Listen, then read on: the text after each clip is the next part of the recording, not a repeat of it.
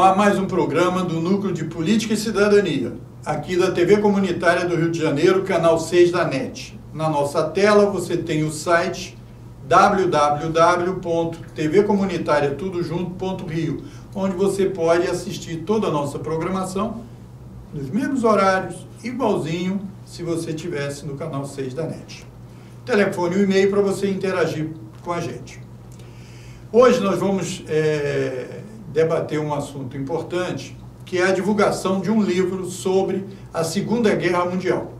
Em maio, nós completamos 75 anos do final da Segunda Guerra, que, como todo mundo sabe e já teve contato, foi uma das maiores cenários de morte de pessoas da humanidade que nós vivemos até hoje. E, para isso, nós trouxemos dois dos autores de um livro que está sendo lançado, que é A Grande Guerra Patriótica dos Soviéticos. Eu estou aqui, já agradecendo, com João Cláudio Platinic Petilo, certo? E o Éden Pereira Lopes da Silva. O Éden é historiador formado pela UERJ e o João Cláudio é doutorando em História Social da Unirio. Primeiro agradecendo já a presença de vocês e também agradecendo a nossa querida Alessandra Brits, da revista Intertela, que está na internet,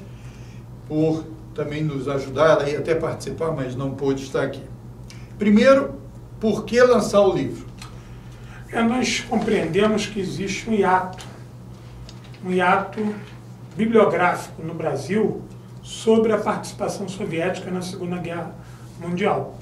Nesses 75 anos que você lembrou do término do maior conflito da história da humanidade, nós praticamente não temos publicações de origem soviéticas, russas ou pesquisas feitas por brasileiros sobre a temática. Então nós aí, um grupo de pessoas que você vai abordar aí, que eu tenho certeza, sobre a confecção do livro, essa nem é a nossa primeira obra, nós já vimos, nosso grupo já vem, que é o grupo 9 de Maio, né, grupo de estudos 9 de Maio, nós já vimos pesquisando essa temática já há bastante tempo, e a nossa ideia é produzir, a partir de fontes soviéticas e russas, produzir o maior número possível de material para trazer essa discussão para a sociedade brasileira, para os amantes da Segunda Guerra Mundial e também para os acadêmicos da área de História Militar, História Social, ou seja, todo aquele cabedal de pesquisa em torno da Segunda Guerra Mundial carece dessa versão soviética no Brasil e a gente humildemente tenta preencher essa lacuna. Amantes do estudo do tema, né, da profundidade do tema. Então, o livro é da editora Multifoco. Então, você pode localizar também o livro no site da Multifoco, editora Multifoco na internet, você vai localizar para adquirir, se você gostar aqui do papo que nós vamos fazer aqui. Antes de passar a palavra para o professor Éden, eu queria registrar mais uma vez que o livro chama-se A Grande Guerra Patriótica dos Soviéticos. Os organizadores são Francisco Carlos Teixeira da Silva, João Cláudio Petilo e o Ricardo Quiroga Vinhas. Esses são organizadores. Autores são vários. O próprio João Cláudio, o professor Éden, o Francisco e diversos outros. Inclusive, eu vi aqui o Ivan Proença, né? Que grande professor nosso Ivan Proença, que nós já fizemos entrevista aqui também. Éden, seria importante, então, você falar também, dar uma opinião sobre por que realizar o livro e falar um pouco desse grupo. E depois eu queria que você também falasse um pouco do grupo. Quem compõe o grupo? É um grupo de estudos e tal, então, para poder o pessoal, antes da gente entrar no assunto do livro diretamente. Bom, a princípio é importante dizer que existem duas atualidades importantes que nos levam a escrever este livro. Existe uma atualidade histórica e existe uma atualidade política.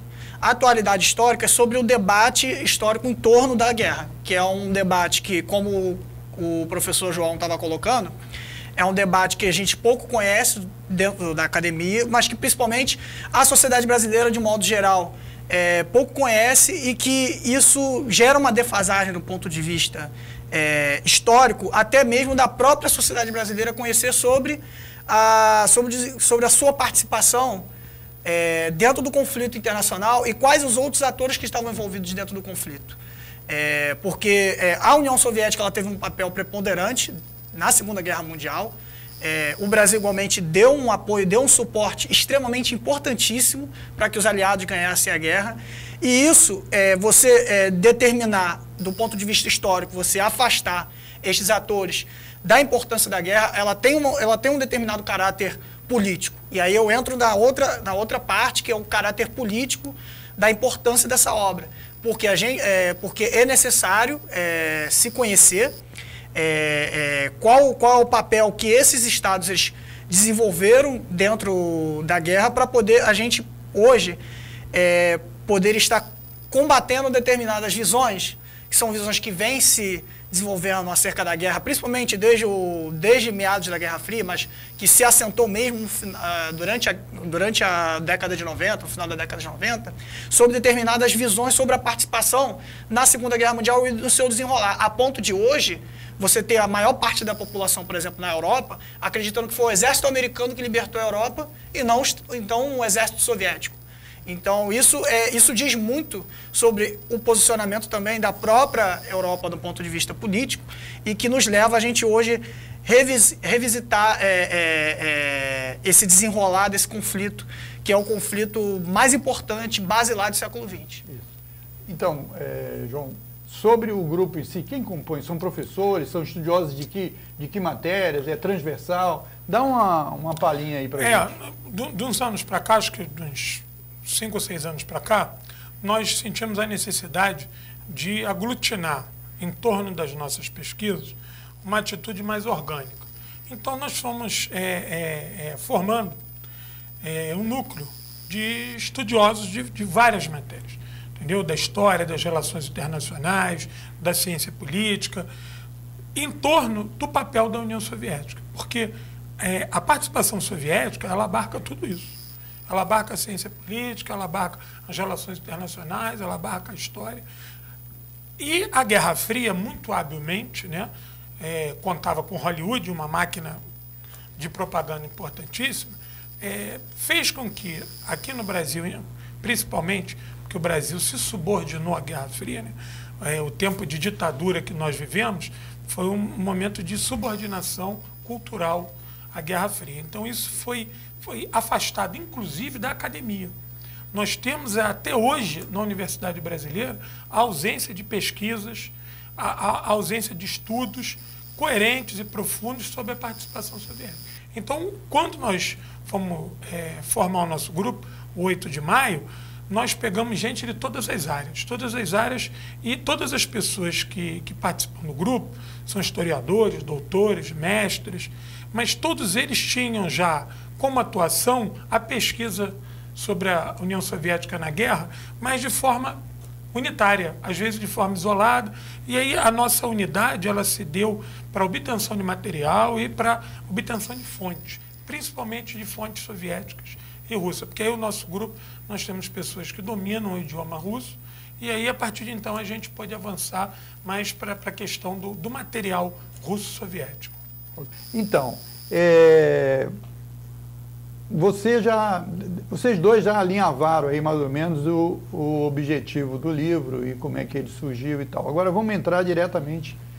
A Segunda Guerra foi exatamente o período mais sangrento da humanidade? Eu diria que o mais sangrento e o mais perigoso para a existência da humanidade. Porque a todo momento nós temos que nos fazer a seguinte pergunta: se Hitler tivesse saído vitorioso, o que seria do planeta? O que seria da humanidade? Que tipo de sociedade seria construída? Uma sociedade racista?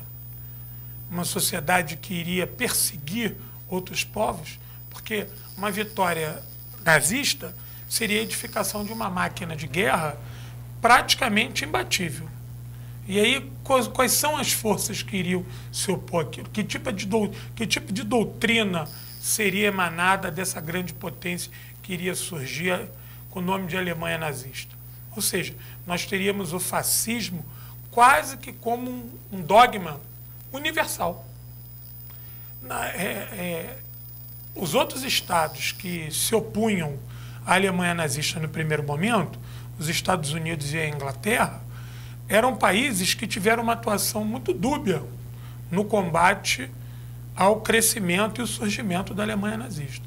Então, nós não podemos confiar que, em uma derrota da União Soviética, que Inglaterra e Estados Unidos iriam efetivamente continuar combatendo Hitler. Eu tenho minhas dúvidas, porque Hitler e a Alemanha nazista não teria surgido sem a complacência dos Estados Unidos e a Inglaterra, que fingiram não ver a Alemanha sistematicamente quebrando o Tratado de Versalhes. E aí, professor Éden, tem alguma coisa a complementar nesse aspecto? A Segunda Guerra, ela, do ponto de vista geral, ela representa um embate que ocorre aberto desde o início do século XX, que é um embate entre dois tipos de projetos de sociedade ao longo do século XX, que, ao final da Segunda Guerra, que é um projeto neocolonial, um projeto imperialista, que era o projeto da Alemanha nazista, basicamente. O projeto que a Alemanha nazista quer imprimir sobre a Europa, e isso a gente já discorreu, o João discorreu aqui um pouco, era um projeto que visava a instituição de um Estado de caráter racial, não só dentro da Europa, mas para o resto do mundo.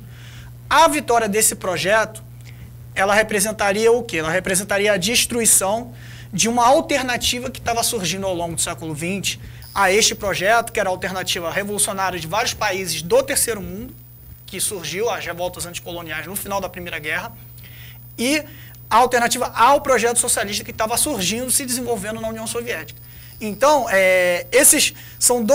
na verdade, são esses dois projetos que vão se combater ao longo das décadas de 20 e 30, mais fortemente durante a guerra, e que ao final da Segunda Guerra vão avançar grandemente. Tanto é que, qual é uma das grandes coisas que avança depois da Segunda Guerra, depois da vitória sobre o nazifascismo? As revoluções anti-imperialistas. Os países anticoloniais, as revoltas anticoloniais, elas libertam os países que estavam sob opressões de países imperialistas no final da Segunda Guerra. E essa era uma luta que começou justamente contra a Alemanha nazista, no final da Segunda Guerra, contra a Alemanha nazista e contra o Império Japonês na Ásia. Então, é um embate, porque o Japão ele também tinha um projeto também de Estado racial à semelhança da Alemanha nazista. Então, a gente tem um embate entre esses dois projetos de Estado, dois projetos políticos que vão se enfrentar e vão se enfrentar justamente na frente soviética, e que no final vai terminar com a vitória soviética. Porque o eixo Berlim, Tóquio, Roma, ele necessariamente ele tem um projeto expansionista. Esse eixo, essa tríade de países, eles tinham como consígnia a expansão política, militar, social, através do imperialismo. Você vê que a Itália, no primeiro momento que fecha esse pacto com os dois entes, ela parte para tentar recuperar territórios que ela via como um ideal da antiga Roma, da grande Roma. O Japão imediatamente parte para o Sudeste Asiático, já estava dentro da China, e parte para o Sudeste Asiático. E a Alemanha segue ali o corredor polonês, anexando a Áustria, anexando a Tchecoslováquia, anexando os Sudetos, chega à Polônia, depois conquista, ocupa todos os Países Baixos, vai tomar conta da Bélgica e da França, e depois da Polônia se prepara para entrar na União Soviética. Existia esse projeto, inclusive com a participação de outros entes. A Finlândia participaria desse projeto, a Turquia participaria desse projeto, Romênia participando desse projeto, Hungria. Todos esses países eram governados por pessoas que tinham o fascismo como uma doutrina palatável. Então, nós teríamos, como o professor Éder falou muito bem, nós teríamos a edificação, naquele momento, de um projeto racial terrível, que poderia facilmente levar à extinção de boa parte da população.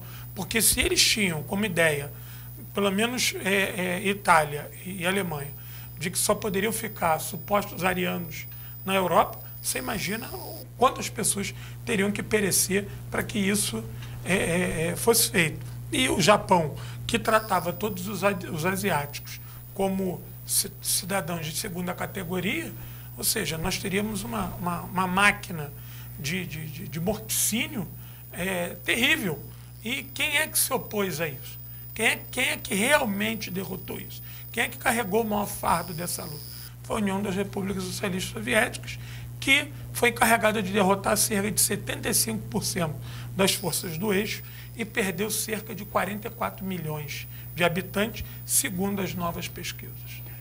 Professor Éder, qual a relação que esses estudos que vocês vêm realizando de aprofundamento sobre esse período aí do início do século XX e tal, entre a Segunda Guerra, o fim da Segunda Guerra e o início, ou o fim da Primeira Guerra e o início da Segunda, lá em torno de 20 anos, né, isso mais ou menos.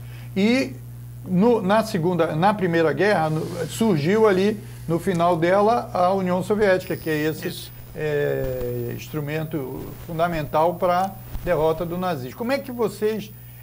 o objetivo era o mesmo, expansionista, dos protagonistas da Primeira e da Segunda Guerra? Os objetivos eles são semelhantes, mas em certa forma diferentes também. Porque o que foi que possibilitou a eclosão da Primeira Guerra? Foi a disputa interimperialista de países de estados imperialistas, como a Alemanha, Grã-Bretanha, França, que estavam disputando colônias naquela época. A Segunda Guerra ela começa com aspectos parecidos, tanto é que a gente tem uma discussão cronológica de quando foi que realmente começou a Segunda Guerra. E a Alemanha foi contra a Polônia, que não era do regime socialista e tal, né? Porque a Polônia, aí vem uma curiosidade, porque esses estados que surgem na Europa entre o final do século XIX e o fim da Primeira Guerra, são estados que também, igualmente, se baseiam em alguma medida em ideologias parecidas com a da Alemanha nazista. A gente vai ver a Hungria, a Polônia. A Polônia era um estado extremamente antissemita. A Polônia era um dos países mais antissemitas, a ponto de, quando a Segunda Guerra Mundial, quando a Alemanha nazista ocupou, alguns oficiais poloneses eles ajudaram as práticas de extermínio da Alemanha nazista na Polônia, e que isso é conhecido historicamente, inclusive pelo Estado de Israel. E hoje, quando a Polônia diz que a Polônia, que parte do povo polonês que grande parte do povo polonês não participou do Holocausto, os israelenses vão lá e desmentem falando que isso não é verdade, porque a Polônia sim colaborou com o Holocausto. O Estado polonês anterior, do general Piłsudski, do coronel Beck, eram regimes autoritários antissemitas, inclusive não só a Polônia, mas a maior parte dos regimes do leste europeu, Hungria, Romênia, e que se baseavam em caracteres parecidos com a Alemanha nazista. E é importante dizer isso por quê? Porque a Polônia ela também tinha interesses imperialistas no leste europeu. Só te cortando, a Polônia, antes de ser invadida pela Alemanha, negociava com a Alemanha ações conjuntas contra a União Soviética. O sonho da Alemanha, da Polônia imperialista, era fazer parte desse conglomerado fascista e morder um pedaço do território soviético. Aí os alemães falaram assim, não, isso aí não vai dar certo, não. Vamos primeiro logo tratar desse assunto para poder... Justamente porque a Polônia ela tinha um parque industrial muito poderoso. Sim. Quando chega no final da guerra, por exemplo, quando o Exército Vermelho está avançando rumo a Berlim, tem uma área na Polônia chamada Alta Silésia, que era uma área industrial extremamente riquíssima e importante para o esforço industrial nazista. Quando a Alemanha perde essa área industrial, o ministro de armamento do Hitler ele chega e fala que a guerra acabou. Isso em janeiro de 45. Por quê? Porque a Alemanha não tinha condições mais de conduzir a guerra sem as áreas industriais na Polônia. Não tinha condições. Então essa área ela é uma área extremamente importante para a Alemanha nazista e era uma área também que a Polônia também tinha interesse. A Polônia queria construir todos os estados fascistas, e isso de maneira geral a gente pode observar ao longo da década de 30, eles querem reconstituir algum estado originário, medieval. E aí a Polônia ela tinha um objetivo de... Tem que ter a narrativa, né? O cara vai entrar em guerra... Em guerra não, por quê? Mas os estudos...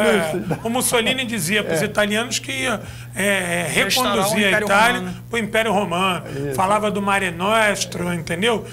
Dizia que ia ser o senhor do Mediterrâneo. Existia realmente essa construção ideológica, social e cultural.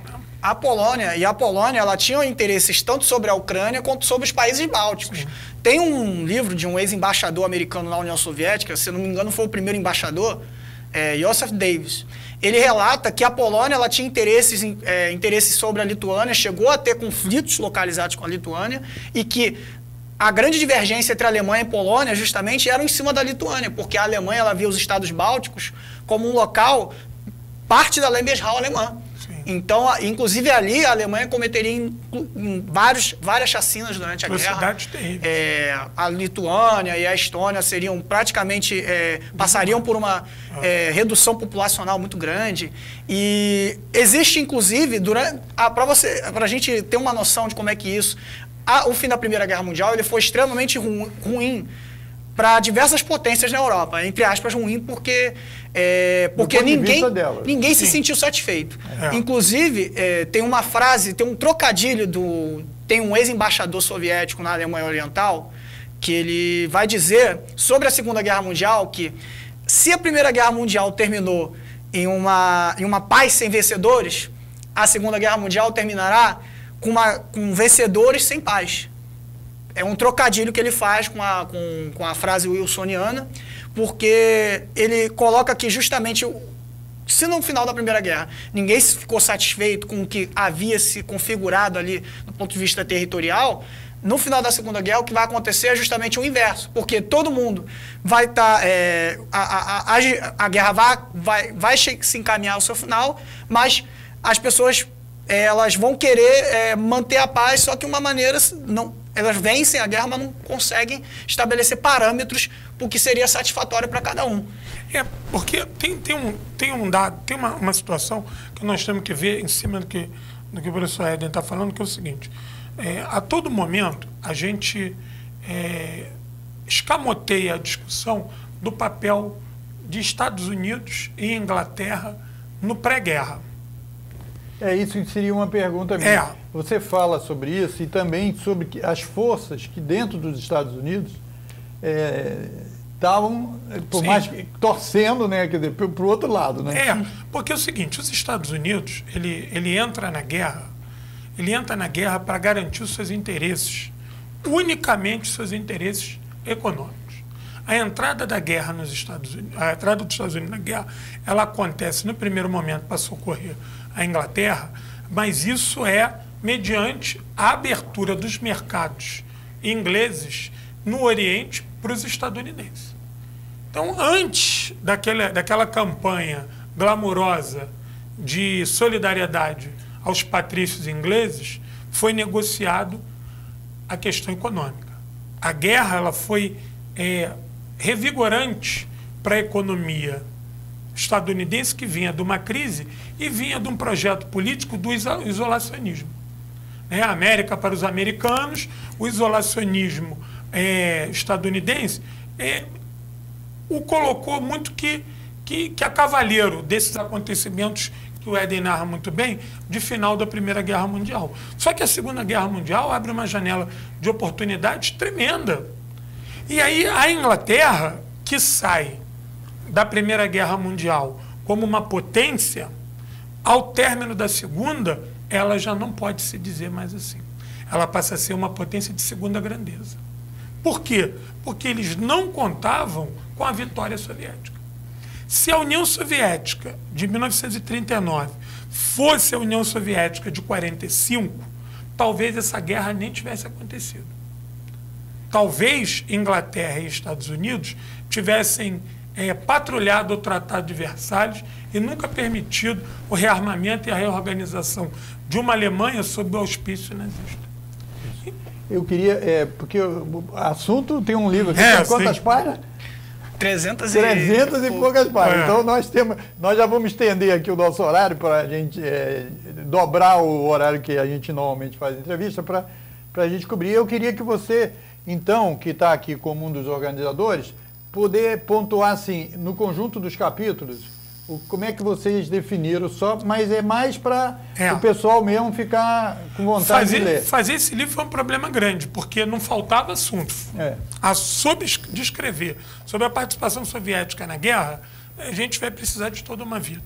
Então nós nos reunimos e começamos a interrogar qual eram as pesquisas de cada um, onde é que cada um estava mais focado. Aí o Éden estava numa área, eu estava numa outra, um colega numa outra, então a gente foi se reunindo. Não, eu estou pesquisando muito isso, eu já tenho uma leitura sobre isso, eu tenho material sobre isso. Então vamos nesse primeiro momento trazer esse material e vamos fazer um livro abrangente. O nosso livro ele não segue, os capítulos não seguem uma ordem cronológica e muito menos uma hierarquia historiográfica. Ele é um conjunto de momentos distintos da guerra, de momentos que a gente marcou que foram preponderantes para que a União Soviética saísse vencedora. Por exemplo, eu e o professor Ivan Proença, que você citou aí, falamos de Stalingrado. A Batalha de Stalingrado é uma batalha basilar na Segunda Guerra Mundial, que a partir da vitória soviética, né, em Stalingrado, todo o jogo muda no leste, né? É a segunda derrota alemã, mas é uma derrota não só militar, como política em Stalingrado. É uma derrota fragorosa, né? E ela vai estar ligada direto à derrota em Kursk, né? E aí é o fim das operações ofensivas dele na leste. O Éden fala de uma parte importante do Báltico, não é, Éden? Eu falo sobre o Báltico, sobre a Batalha de Rizhev, que se localiza no centro de Moscou, que foi uma batalha que ocorreu concomitante à Batalha de Stalingrado, Sim. que foi uma batalha extremamente sangrenta e que ali os alemães eles perderam conjuntamente com Stalingrado. Quando Stalingrado você tem o desenrolar da operação da operação que vai expulsar os alemães em novembro, você tem também o desenvolvimento de uma operação em Rizhev, a Operação Marte. E aí essas operações elas distendem o exército nazista porque ele não pôde enviar reforços até Stalingrado. Então isso enfraqueceu consideravelmente as forças alemãs na frente oriental. E você precisava guarnecer o Báltico por quê? Porque o Báltico estava banhando ali Leningrado. Se você dominasse o Báltico, tu dominava Leningrado. Tem um colega que fala da Batalha de Smolensk aqui. Por que a Batalha de Smolensk é boa? Ela foi um primeiro grande laboratório de guerra urbana dentro da União Soviética. A partir das experiências de Smolensk, que o Marechal Chuikov vai fazer uma série de ações dentro de Stalingrado. O desgaste que o exército alemão sofre em Smolensk e a partir de Smolensk até Moscou é uma coisa tremenda, que pouca gente conhece. As pessoas pensam que o exército alemão chegou vigoroso às portas de Moscou. Não, chegou em frangalhos à porta de Moscou. E vocês analisar, porque existe toda uma parte, você até citou Hollywood e tal, tem toda uma narrativa que é importante na luta política, que a gente sabe, hoje mais do que nunca, com toda a questão digital e tecnológica e tal, mas em todos os momentos históricos a narrativa é importante. Que é a questão seguinte, a direção da União Soviética, em particular o Stalin, etc., ele vacilou lá com... Ele não preparou a União Soviética? Como é que essa campanha que é feita, né, para dizer não, eles se aliaram com os alemães, eles estavam com medo, ou eles não se prepararam, fizeram o povo soviético sofrer e tal. Como é que vocês pesquisaram isso? O que acontece? Você colocou aí dois eixos importantes. 39, sobre o pacto Ribbentrop-Molotov, que ele é tratado num livro aí, professor Luiz Eduardo Mergulhão, trata disso muito bem, desmistifica uma série de contos, vamos chamar de contos do vigário, que se tem aí na grande mídia sobre o tema, e o outro foi sobre a União Soviética está preparada para a guerra. A União Soviética não estava preparada para a guerra, porque ela, obviamente, seguia um outro rumo de desenvolvimento diferente dos outros países que avançavam no seu momento de pós-revolução industrial, né? Nós temos que entender que a União Soviética ele era um país que, quando se deu a Revolução de 17, era um país que estava destruído pela Primeira Guerra Mundial, um país pobre, atrasado, que se usava arado de madeira, onde ainda existia servidão, e a União Soviética, antiga Império Russo, ele vinha também de outros problemas, vinha da guerra com o Japão, que foi um desgaste muito grande para a sociedade, e vem de um processo político também a partir de 1905 até 1917, de grande desgaste, muita morte, muita repressão. Ou seja, aquele país que surge em 17, ele já é golpeado, ele já é invadido pelos exércitos brancos, com apoio de 14 outros países, e aí você tem a Guerra Civil. Ou seja, a União Soviética só vai ter paz a partir de 1923, 1924, quando ela pode tomar ciência da totalidade do seu território e desenvolver as suas forças produtivas. Olha, de 24 a 39 é um período muito curto para você estar pronto para enfrentar uma máquina de guerra, uma máquina de guerra igual a alemã. E uma coisa importante é que a visão do poder soviético era outra, né? Não. Eles, inclusive, disseram para os soldados lá na Primeira Guerra, né, isso, que pô, a questão não é você... não é questão da guerra, é a questão da paz. Sim. Então, eles tiveram que resistir e ter que mudar o rumo para fazer o enfrentamento. Apesar da União Soviética ela não estar plenamente preparada para a guerra, e isso é importante dizer, ela é um Estado que não vai colapsar durante a guerra. Sim, isso é e isso é importante se colocar. Por quê? Porque em diversas narrativas historiográficas ocidentais, em diversas pesquisas que a gente vê, justamente existe uma narrativa de que a União Soviética estava prestes a colapsar. Hitler falava isso. O discurso do Hitler é o seguinte: a estrutura está podre, basta darmos com o pé na porta e tudo desabará. Ou seja, aquelas mentiras contadas, aquelas mentiras do anticomunismo... porque isso aí também mobiliza os alemães, né? Sim, mas, pô, é fácil, vamos para lá, vai ser muito difícil. Mas para você ver que essa doença do anticomunismo, a questão do espantalho do anticomunismo, ele vive de mentiras tão cabeludas, né, que o próprio Hitler usou uma tolice dessa como instrumento de motivação da sua sociedade, e ela realmente acreditou que aquilo que estava acontecendo lá, aquela experiência socialista na União Soviética, era algo tenebroso, que a população ia receber os nazistas de braços abertos. E aí acontece exatamente o que o Éden falou: o Estado soviético não vai colapsar, a população vai se unir ao partido e ao governo e ao exército e vai dar combate aos alemães. Toda a bibliografia que eu li sobre soldados alemães, de oficiais, eles dizem o seguinte: nós nunca tivemos paz dentro da União Soviética, nós nunca pudemos viver fora das rodovias, nós nunca conseguimos viver dentro das matas, nós nunca andamos nos subúrbios, porque a situação de hostilidade era tão grande por parte da população, dos partisanos, dos guerrilheiros, que eles nunca se Diferente do que eles fizeram na Europa, né? Diferente. Na França. O maior exemplo é a França. A França vai cair em 20 dias. E tem segmentos do exército alemão que foi recebido pela sociedade francesa e até por soldados franceses que se entregaram como gente da melhor qualidade, como salvadores. Então você vai ver a penetração do exército nazista em países que teoricamente estavam muito mais avançados tecnologicamente, socialmente que a União Soviética, e recebidos quase que como reis. E a União Soviética não, ela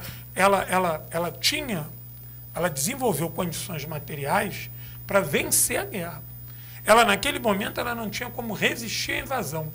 Mas olha que coisa fantástica, ela forjou uma economia e um parque técnico-científico que, mesmo com parte do seu território ocupada e parte da sua indústria destruída, ela foi capaz de uma produção técnico-científica maior do que da Alemanha, e que a fez superar a Alemanha não só em números, mas também em qualidade. Porque tudo soviético era melhor. Ela tinha que produzir um avião melhor, ela tinha que produzir um blindado melhor, ela tinha que produzir um fuzil melhor, ela tinha que produzir um canhão melhor, porque o que o alemão usou era o que tinha de melhor naquela situação. E mais do que isso, era mais barato, é menos custoso de produzir. Sim.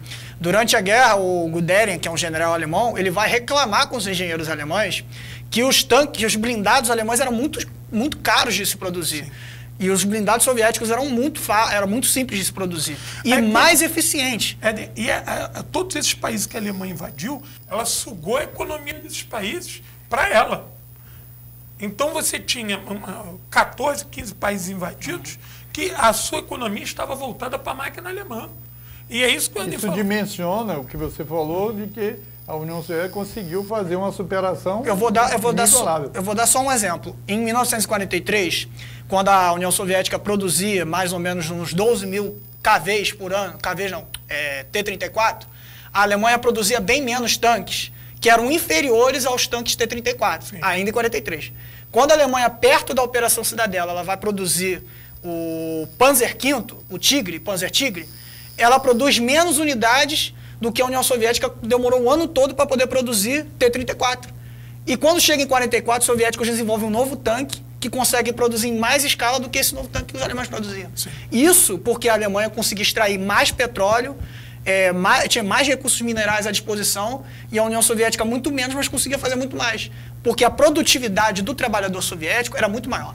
A Alemanha nazista, ela contava justamente com que tipo de trabalho para poder produzir os equipamentos bélicos? O trabalho dos campos de concentração, dos escravizados, dos judeus que trabalhavam, não só os judeus, mas os sérvios, os poloneses que trabalhavam nesses campos no leste europeu. Os soviéticos não, eles contavam com o trabalho de gente qualificada, que havia sido educada durante a década de 30, para poder trabalhar nas fábricas.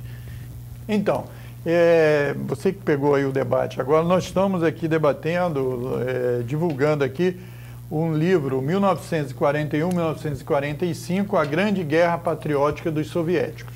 Nós estamos aqui com dois dos autores, o professor Éden e o professor João Cláudio, certo? Debatendo esse assunto. E eu queria, o seguinte, eu queria tratar pelo menos de 3 assuntos, eu já vou enumerá-los para vocês, porque é o seguinte, nós temos que terminar a entrevista, pelo menos tratar desses 3 assuntos. Um deles que eu queria aproveitar aí a experiência de vocês e o conhecimento, que é o seguinte, no Brasil, né, nós estamos há 1 ano e pouco sobre um governo, né, do Bolsonaro, que é um governo que tem uma relação assim de intimidade com uma tentativa fascista. Alguns já dizem que é um fascismo, que a tentativa de instalação. Independente disso, eu queria recentemente teve até um episódio que nós estamos vivendo no momento atual, que é uma tentativa de se jogar a população contra dos poderes da República, o Congresso e o Supremo, e muitos autores levantaram, né, comentaristas e tal, essa questão de que tem que baixar a bola desse cara agora e tal, e fez uma referência ao pré-nazismo ali, o período antes da assunção do poder do Hitler, de que não podia, quer dizer, muitos vacilaram ou contemplaram e tal, etc. Então isso é um assunto que eu queria ouvir a opinião de vocês. Se vocês aí nas pesquisas, o que vocês podem dizer sobre isso? A segunda é sobre a participação brasileira, que o professor Éden chegou a falar, e da importância e tal, muito. E que a gente sabe que há uma minimização disso e tal. Então eu queria que vocês falassem sobre isso. E a terceira questão é como é que vocês vão fazer o processo de divulgação ou de lançamento, se tem alguma coisa que vocês possam divulgar para a gente. Então vamos para o primeiro. E aí, professor? Olha, eu vou chamar você de professor também, você também é professor. Não tem, todo mundo professor. Tá tudo bem. Olha, eu acho que uma das maiores tragédias do Brasil nos últimos tempos foi eleger uma figura como o Bolsonaro, né? Mas eu tenho muito pé atrás com essa comparação, né? Essas coisas ufanísticas aí o Bolsonaro, ele é um cara que ele é uma figura vil, um filhote da ditadura, como dizia Leonel Brizola, um cara que é um reacionário de primeira, é um cara que se comporta como fascista, entendeu? Ele tem um comportamento de fascista. E ele, por ser um oportunista, ele se adapta a qualquer coisa. Você pode ver que ele já se declarou há tempos atrás, ele dizendo que votou no Lula, que gostava do Lula. Ele já foi contra o Fernando Henrique, que estava privatizando as coisas. Hoje ele é a favor de privatizar. Ele é um cara baixo, rasteiro, um oportunista, uma pessoa desclassificada. Mas ele é um camaleão. Ele vai se adaptando a tudo. Agora, o que eu quero te chamar a atenção sobre o Bolsonaro é o seguinte. O Bolsonaro não é nada nem é ninguém. O Bolsonaro, ele é parte de uma guerra lançada contra o Brasil, e aí a gente pode marcar outro dia para bater um papo sobre o conceito de guerra híbrida, entendeu? O Bolsonaro, ele é um agente oportunista. Ele foi usado pelo capital estrangeiro, ele foi usado pelos vendilhões da pátria, ele foi usado pelos sanguessugas da nação, ele foi usado pelo imperialismo, naquele momento, para ocupar a vaga de presidente. Então ele tem uma missão ali, que é abraçar o Deus mercado. Essa questão política dele ter feito esse chamado para o dia 15, olha, eu acho que esse chamado para o dia 15, ele tem voto. Só que o voto dele é um voto que está restrito à rede social. O tipo de gente que está ao lado dele não é o tipo de gente que vai para a rua, não é o tipo de gente que se manifesta, não é o tipo de gente orgânica, não é o tipo de gente que vê o processo político como parte da vida. Para eles, aquele é um momento, é uma fase, é quase que uma brincadeira. Porque muitos que elegeram o Bolsonaro o fizeram até de forma jocosa, entendeu? Então, eu acho que o Bolsonaro ele é um produto disso que está aí. É um produto da falência dos movimentos populares, dos sindicatos, dos nossos partidos de esquerda, com a falta de uma visão nacionalista, uma visão revolucionária. Ou seja,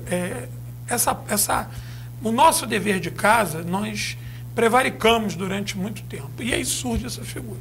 Ele, se você olha assim, pô, mas como é que você classifica o Bolsonaro? É óbvio que ele é um fascista. É óbvio.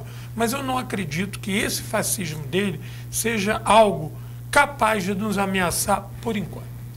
Professor Éden, você compartilha dessa ideia? Você vê algum paralelo daquela época, antes do Hitler assumir o poder e tal, e como as outras forças enfrentaram ele? Você vê algum paralelo aí ou não? Então, de uma maneira geral, se a gente pudesse estabelecer um link, um paralelo entre isso, o fascismo de hoje não é o fascismo do século XX. Isso é uma coisa importante de se colocar. Porque o fascismo do século XX ele tinha uma determinada característica ali, com a ascensão do Hitler, do Mussolini, e que não era uma característica que tem caracteres neoliberais como é hoje. Hoje a gente tem um fascismo com caracteres neoliberais. Que parece um conflito, né? Exatamente. Então, e aí, o que ocorre nesse sentido? O Bolsonaro, ele é a falência, não só é a falência das instituições de uma maneira geral, das instituições republicanas brasileiras, da ordem internacional, e eu quero chamar a atenção nesse aspecto, por quê? Porque isso é uma coisa que eu não falei, mas é extremamente importante, porque não só o Bolsonaro, mas essas diversas outras figuras com caracteres neofascistas e fascistas que surgem hoje, elas evidenciam também a falência do sistema do pós-guerra. Então, a partir do momento que você tem um indivíduo que diz a ONU não serve para nada, direitos humanos para quem é humano, e assim vai por diante, isso tudo vai contra princípios que foram estabelecidos pela Carta das Nações Unidas em 1945. Então, por exemplo, tem outros exemplos que podem ser dados até mais agravantes do que esses sobre a atual situação, mas que pode se dizer em geral que existe uma falência dentro do ponto de vista.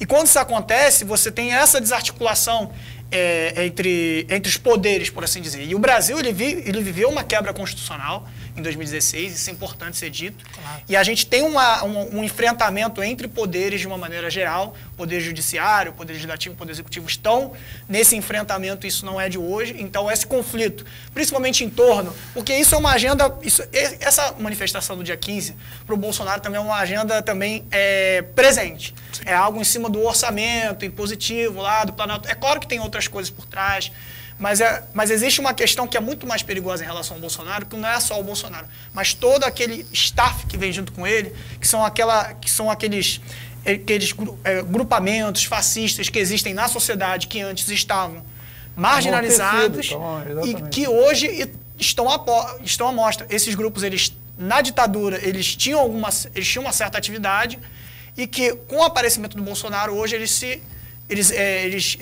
perderam, por assim dizer, saíram do armário, por assim dizer, né? Um termo muito chulo para se colocar, mas eles perderam a vergonha e se colocam enquanto fascistas abertamente. Então, isso é uma mostra de como que a gente está passando por um momento extremamente complicado do ponto de vista histórico, não só a nível do ponto de vista brasileiro, mas a ponto de vista internacional de maneira geral. Sobre a questão do Brasil, qual é a importância mesmo e como vocês identificam essa participação brasileira na Segunda Guerra, se foi importante mesmo e tal? A participação brasileira na guerra, ao contrário do que está aí, ela foi um projeto. entendeu? O Getúlio muito habilmente trabalhou isso a ponto de colocar o Brasil entre as grandes nações. Quando o conflito se iniciou, ninguém podia imaginar que ele terminaria com o Brasil no teatro de operações europeu, tendo uma atuação importante naquela região ali do Vale Pó e tendo sido o primeiro exército a receber uma rendição de uma divisão alemã. Mais importante que a participação brasileira no conflito é a edificação de um Estado, a edificação de um projeto político que permitiu que o Brasil participasse da Segunda Guerra Mundial dentro do campo aliado. Isso é que eu acho que é mais importante. Porque o Brasil sai da Segunda Guerra Mundial, o Brasil entra na Primeira Guerra Mundial, entra na Segunda Guerra Mundial, uma ditadura. Sai da Segunda Guerra Mundial um país democrático. Democrático, entre aspas, né? Mas dentro do que a gente conhece de democracia burguesa. Esse movimento se dá graças à guerra. O fato do presidente Getúlio Vargas e a sua staff ali, a sua equipe, perceberem que o Brasil não podia ficar em cima do muro, que o Brasil tinha que efetivamente participar da guerra e ao lado dos aliados. Olha, e vamos marcar o seguinte, Getúlio nunca foi fascista. Vamos marcar esse campo. Ele, obviamente, tinha elementos em torno dele que eram muito próximos do fascismo. Ele era um ditador, um governo centralizado, um governo duro, mas acusar o Getúlio de fascista, não. E mais, o Brasil já tinha entendimentos com os Estados Unidos desde 1939. Esses entendimentos estavam no campo econômico e militar. Quando os Estados Unidos é atacado em Pearl Harbor, o Brasil imediatamente hipoteca a solidariedade aos Estados Unidos e depois vai congelar relações com eles. Então o Brasil nunca teve no campo fascista. Essa história de que o Brasil ia entrar na guerra do lado da Alemanha, não, isso nunca ocorreu. Vamos lá, professor, nós estamos... A posição do Brasil, de uma maneira geral, dentro da América Latina, na Segunda Guerra, ela foi extremamente importante, porque o Brasil, ele era o local mais perto entre a África e a Europa do continente americano. Então, qualquer tipo de operação aliada que fosse se passar na Europa Ocidental, teria que passar pelo Brasil. Trampolim da vitória. O Atlântico Sul, o Brasil, ele possuía uma das maiores frotas navais do continente americano, frota mercante, e, consequentemente, a costa brasileira, ela cumpria um papel fundamental do ponto de vista de um caminho que saía não só da América do Sul, mas que vinha também do Extremo Oriente. Porque vamos lembrar que o canal de Suez estava fechado. Então o Atlântico Sul, ele era um caminho extremamente importante, não só para os Estados Unidos, mas principalmente para a Grã-Bretanha. Eu gosto de ressaltar esse aspecto sobre a Segunda Guerra, por quê? Porque a Grã-Bretanha era muito dependente dos países latino-americanos, assim como os Estados Unidos. Os Estados Unidos e a Grã-Bretanha, sem os países latino-americanos na Segunda Guerra, principalmente Brasil e México, eles não conseguiriam fazer um efetivo combate marítimo com a Alemanha nazista, com a tática submarina que os alemães tinham. Então era essencial garantir essa segurança e isso com o Brasil, somente era possível com o Brasil. Tanto é que o Brasil e o México são os países que vão capitanear os países latino-americanos na entrada da Segunda Guerra. Isso. Então, 1 minuto e meio agora, para dizer como é que vocês vão lançar o livro, se vocês têm alguma coisa... O livro já foi lançado, nós estamos com uma nova agenda, porque já estamos na segunda tiragem. Foi lançado em novembro, não foi, Edem? Foi em novembro. Em novembro, no SENS, Sindicato dos Engenheiros, e o sucesso do livro foi grande. Então agora a gente está correndo na universidade, estamos preparando um segundo lançamento por causa dessa segunda edição. Ainda não estamos ainda, porque estava todo mundo em ritmo de carnaval, mas a gente vai deixar o contato aí, lá na nossa página, no Grupo de Estudos 9 de Maio, no Facebook, não é isso? Isso. Lá a gente Muito obrigado aí pela presença de vocês. Eu agradeço. Algumas palavras só, 2 palavras sobre o livro, os 2 professores aí, para a gente encerrar a entrevista. Essencial e imperdível. Importante e extremamente essencial do ponto de vista histórico. Ok. Eu conversei aqui com o professor e doutorando João Cláudio. Cláudio, é só para chamar a atenção, para ver se ele estava prestando atenção. João Cláudio Platenic, né? Pitilo e o professor Éden Pereira. Muito obrigado aí pela presença de vocês mais uma vez aqui na TV Comunitária. Lançando o livro, você aí, ó, entra aqui, ó, Editora Multifoco, procura lá. E como é o nome do grupo? Grupo de Estudos 9 de Maio. Grupo de Estudos 9 de Maio, pesquisa e vocês vão ficar sabendo muito mais. Queremos agradecer a sua paciência e a sua audiência de mais um programa do Núcleo de Política e Cidadania, aqui do Canal 6, TV Comunitária do Rio. O nosso site está aí na tela, www.tvcomunitariatudojunto.rio, para você acompanhar a nossa programação. E o telefone e o e-mail para você opinar, certo, sobre essa entrevista. Obrigado e até um próximo programa.